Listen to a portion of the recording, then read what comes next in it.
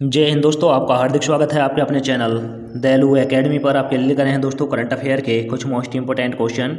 और दोस्तों, आप हमारे चैनल पर पहली बार आए हों तो चैनल को सब्सक्राइब कर लें, बेल आइकन प्रेस कर लें ताकि आने वाली क्लास का नोटिफिकेशन मिले आपको सबसे पहले। और दोस्तों, क्लास अच्छी लगे तो अपने दोस्तों में ज़रूर शेयर करें। और इससे पहले ही क्लास आपने न देखी हो तो हमारी प्ले लिस्ट से जाकर इससे पहले ही क्लास देख सकते हैं। और दोस्तों, हमारे चैनल पर आपको सुबह 6 बजे डेली करंट अफेयर के टॉप 15 क्वेश्चन मिल जाया करेंगे। तो दोस्तों, हमारे चैनल को सब्सक्राइब कर लें। चलते हैं दोस्तों आज की क्लास के पहले प्रश्न की तरफ। जैसे कि दोस्तों, आज की क्लास का पहला प्रश्न है, गाजा से 5000 रॉकेट गिराने के बाद किस देश ने युद्ध की स्थिति घोषित कर दी गई है। तो दोस्तों, गाजा ने जो 5000 रॉकेट दागे थे वह किस देश पर दागे हैं। और दोस्तों, जिस देश पर उसने दागे हैं उसने युद्ध की स्थिति की घोषणा कर दी है। तो दोस्तों, यह दागे थे इजराइल पर और इजराइल ने युद्ध की घोषणा कर दी है। तो दोस्तों, इसका राइट आंसर हो जाएगा option number D. Option number D is right answer. अब चलते हैं दोस्तों इसकी व्याख्या की तरफ। जैसे कि दोस्तों व्याख्या है, 7 अक्टूबर 2023 को गाजा से 5000 रॉकेट की चपेट में आने के बाद इजराइल को युद्ध की स्थिति घोषित कर दिया गया था। यह हमला एक वरिष्ठ कमांडर की मौत और इजरायली हवाई हमले में कई नागरिकों की हत्या के जवाब में फिलिस्तीन आतंकियों द्वारा शुरू किया गया था। इजराइल की युद्ध की स्थिति की घोषणा संघर्ष को गंभीर रूप से बढ़ाने वाली है और इससे आगे हिंसा और रक्तपात हो सकता है। तो दोस्तों, यह व्याख्या हुई। अब चलते हैं अगले प्रश्न की तरफ। जैसे कि दोस्तों अगला प्रश्न है, भारत के किस राज्य को भारत की मसाला राजधानी के रूप में जाना जाता है। तो दोस्तों, भारत की मसाले राजधानी के नाम से किस राज्य को जाना जाता है। तो दोस्तों, मसाला की राजधानी के नाम से जाना जाता है केरल को। तो दोस्तों, इसका राइट आंसर हो जाएगा option number A. Option number A is right answer. अब दोस्तों, यहाँ पर राज्यों का जिक्र हुआ है तो दोस्तों इन सभी राज्यों की राजधानी बता दूं, नोट कर लें। केरल की त्रिवेंद्रपुरम है, तमिलनाडु की चेन्नई है, गुजरात की गांधीनगर है, आंध्र प्रदेश की हैदराबाद है। और दोस्तों, मसालों की राजधानी केरल को कहा जाता है, यह जरूर नोट कर लें। और दोस्तों, आर्थिक राजधानी कहा जाता है मुंबई को, यह भी आप याद रखें। अब चलते हैं व्याख्या की तरफ। जैसे कि दोस्तों व्याख्या है, केरल को अपनी अनुकूल जलवायु और भूगोल के कारण भारत की मसाला राजधानी के रूप में जाना जाता है, जो इसे भिन्न प्रकार के मसालों की खेती के लिए आदर्श बनाता है। राज्य विशेष रूप से काली मिर्च, इलायची और अदरक। दोस्तों, केरल में काली मिर्च, इलायची, अदरक के उत्पादन के लिए प्रसिद्ध है। केरल के मसाले व्यापार का एक लंबा और समृद्ध इतिहास है जो प्राचीन काल से चला आ रहा है। राज्य रेशम मार्ग पर मसाले के मुख्य व्यापारिक केंद्रों में से एक था। आज केरल दुनिया भर में मसालों का प्रमुख निर्यातक बना हुआ है। तो दोस्तों, केरल में काली मिर्च, इलायची और अदरक का प्रमुख उत्पादन किया जाता है और इसलिए दोस्तों इसे केरल को मसालों का राजधानी भी कहा जाता है।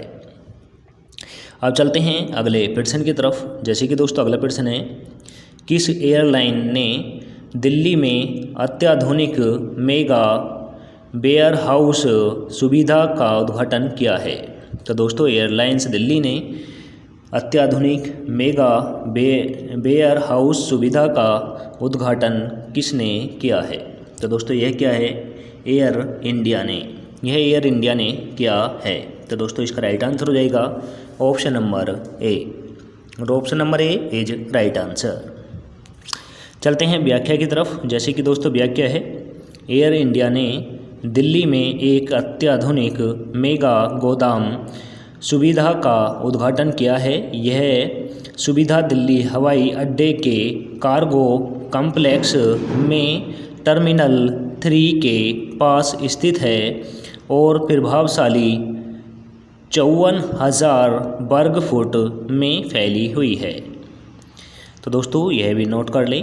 अब चलते हैं अगले प्रश्न की तरफ। जैसे कि दोस्तों अगला प्रश्न है, क्षेत्रफल की दृष्टि से विश्व का सबसे बड़ा हवाई अड्डा कौन सा है? तो दोस्तों क्षेत्रफल की दृष्टि से विश्व का सबसे बड़ा हवाई अड्डा कौन सा है?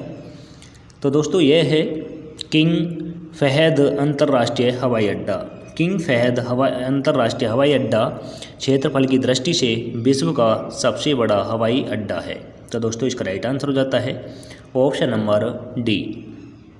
चलते हैं व्याख्या की तरफ। जैसे कि दोस्तों व्याख्या है, किंग फहद अंतर्राष्ट्रीय हवाई अड्डा क्षेत्रफल के हिसाब से दुनिया का सबसे बड़ा हवाई अड्डा है, जो लगभग 300 वर्ग मील के क्षेत्र को कवर करता है। यह सऊदी अरब का दमन में स्थित है। तो दोस्तों यह सऊदी अरब देश में दमन जगह पर स्थित है। और दोस्तों इसका जो क्षेत्रफल है वह 300 वर्ग मील है। यह भी नोट कर लें। अब चलते हैं अगले प्रश्न की तरफ। जैसे कि दोस्तों अगला प्रश्न है, विश्व में प्रथम नोबेल पुरस्कार विजेता कौन थे? तो दोस्तों विश्व में सबसे पहले नोबेल पुरस्कार किसने जीता था? तो दोस्तों यह जीता था जीन हेनरी ड्यूमेंट और फ्रेडरिक पेशी ने। जीन हेनरी और फ्रेडरिक पेशी ने सबसे पहले दुनिया का नोबेल पुरस्कार जीता था। तो दोस्तों इसका राइट आंसर हो जाता है option number B. Option number B is right answer. अब चलते हैं व्याख्या की तरफ। जैसे कि दोस्तों व्याख्या है, शांति आंदोलन में उनके योगदान के लिए जीन हेनरी ड्यूमेंट और फ्रेडरिक पेशी को 1901 में पहले नोबेल शांति पुरस्कार से सम्मानित किया गया था। ड्यूमेंट रेड क्रॉस की अंतर्राष्ट्रीय समिति के संस्थापक थे, जबकि पेशी एक प्रमुख अंतर्राष्ट्रीय शांतिवादक थे। तो दोस्तों यह व्याख्या हुई। अब चलते हैं अगले प्रश्न की तरफ। जैसे कि दोस्तों अगला प्रश्न है, भारत के किस राज्य ने हाल ही में ई कैबिनेट प्रणाली लागू की है? तो दोस्तों भारत का कौन सा ऐसा राज्य है जिसमें ई कैबिनेट प्रणाली लागू की गई है? तो दोस्तों यह की गई है त्रिपुरा में। त्रिपुरा में ई कैबिनेट प्रणाली लागू की गई है। तो दोस्तों इसका राइट आंसर हो जाता है option number C. Option number C is right answer. अब दोस्तों यहाँ पर राज्यों का जिक्र हुआ है, तो दोस्तों इन सभी राज्यों की राजधानी बता दूँ, नोट कर लें। उत्तराखंड की दोस्तों देहरादून है, उत्तर प्रदेश की लखनऊ है, त्रिपुरा की अगरतला है, अरुणाचल प्रदेश की दोस्तों ईटानगर है। अब चलते हैं व्याख्या की तरफ। जैसे कि दोस्तों व्याख्या है, उत्तराखंड, उत्तर प्रदेश और अरुणाचल प्रदेश के बाद त्रिपुरा में ई कैबिनेट प्रणाली लागू करने वाला भारत का चौथा राज्य बन गया है। ई कैबिनेट प्रणाली कैबिनेट बैठक की योजना करने की एक कागज रहित प्रणाली है। यह कैबिनेट कागजात वितरित करने, कार्यरत रिकॉर्ड करने और निर्णय लेने के लिए डिजिटल टैबलेट और सॉफ्टवेयर का उपयोग करता है। यह प्रणाली सरकारी निर्णय लेने के दक्षता और पारदर्शिता में सुधार के लिए डिजाइन की गई है। तो दोस्तों ई कैबिनेट प्रणाली जो लागू करने वाले राज्य हैं दोस्तों, पहले उत्तराखंड ने किया था, दूसरे नंबर पे उत्तर प्रदेश ने किया था, तीसरे नंबर पे अरुणाचल प्रदेश ने किया था और दोस्तों चौथे नंबर पे ई कैबिनेट करी है त्रिपुरा राज्य ने। त्रिपुरा राज्य ने लागू चौथे नंबर पर की है। अब चलते हैं अगले प्रश्न की तरफ। जैसे कि दोस्तों अगला प्रश्न है, 2023 एशियाई खेलों में पुरुष क्रिकेट T20 प्रतियोगिता में किस देश ने स्वर्ण पदक जीता है? तो दोस्तों एशियाई खेलों में पुरुष क्रिकेट टीम ने T20 में स्वर्ण पदक किस देश की टीम ने जीता है?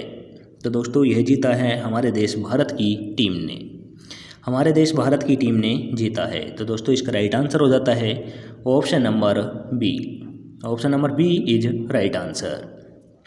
अब चलते हैं व्याख्या की तरफ। जैसे कि दोस्तों व्याख्या है अफगानिस्तान के खिलाफ फाइनल बारिश के कारण स्थगित होने के बावजूद भारत ने 2023 एशियाई खेलों में पुरुष क्रिकेट T20 प्रतियोगिता में स्वर्ण पदक जीता।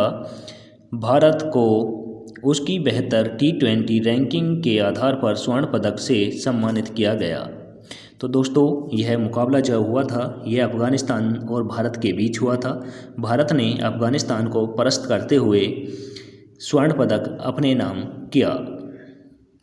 अब चलते हैं दोस्तों अगले प्रश्न की तरफ। जैसे कि दोस्तों अगला प्रश्न है 49वीं अखिल भारतीय पुलिस विज्ञान कांग्रेस कहाँ आयोजित की जा रही है। तो दोस्तों 49वीं अखिल भारतीय पुलिस विज्ञान कांग्रेस कहाँ पर आयोजित की जा रही है। तो दोस्तों यह की जा रही है देहरादून में। यह देहरादून में की जा रही है। तो दोस्तों इसका राइट आंसर हो जाएगा ऑप्शन नंबर सी। और दोस्तों देहरादून उत्तराखंड में स्थित है, यह भी आप याद रखें। अब चलते हैं अगले व्याख्या की तरफ। जैसे कि दोस्तों व्याख्या है 49वीं अखिल भारतीय पुलिस विज्ञान कांग्रेस उत्तराखंड के देहरादून में आयोजित की जा रही है। यह योजना 7 अक्टूबर को शुरू हुआ और 2 दिन तक चलेगा। AIPSC एक वार्षिक कार्यक्रम है जो आधुनिक पुलिंग्स के विभिन्न पहलुओं पर चर्चा करने के लिए पुलिस अधिकारियों, शिक्षाविदों और अन्य हस्तधारियों को एक साथ लाता है।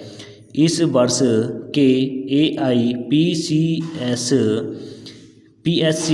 का विषय अमृतकाल में पुलिंग्स है, जो भारत की स्वतंत्रता की 100वीं वर्षगांठ तक 25 वर्षों की अवधि को संदर्भित करता है।